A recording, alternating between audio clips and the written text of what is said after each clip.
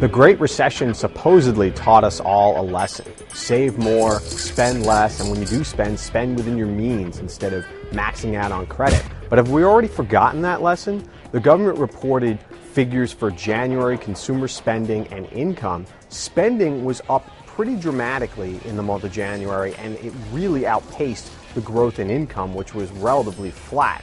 The savings rate also fell below 4% for the first time in several months. That might suggest that people are really lapsing back into bad financial habits, and that could be a very problematic sign for the economy going forward. What do you think? Are consumers really making some of the same mistakes again and spending too much? Mary Finn doesn't think that's the case. Instead, she believes the drop in the savings rate may be yet another sign of just how bad the economy still is.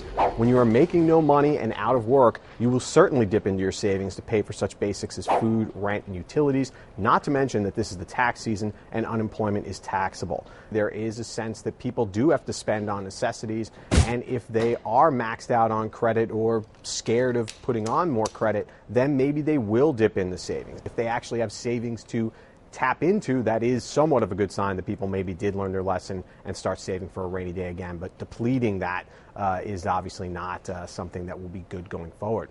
Alex Manca argues that the bigger issue isn't that we're saving less, but that we're just not producing as much as we used to. The wealth of a nation is provided not by its savings, credit, amount of money in circulation, or ability to print money, but instead by the nation's production capacity.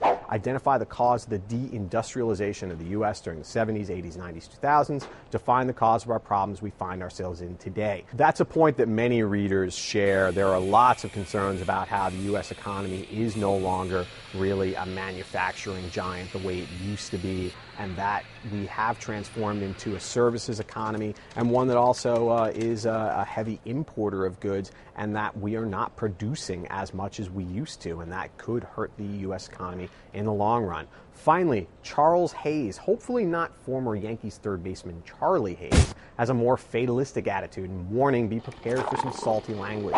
This is what is known as the last hurrah. You go out, max out your credit cards, and buy anything and everything you can, not because you can afford it, but because you say, F it, I'm never going to have good credit again, so I'm going to milk this credit for every last dime I can get from it. I think that there probably is a certain element of truth there, that some consumers figure, I'm going to buy whatever I can before the party really ends.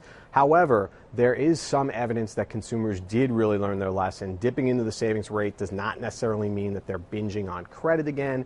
And with banks just not willing to extend as much credit as they used to, there's a lot of evidence out there that consumers can't really splurge on credit because it's just not there anymore.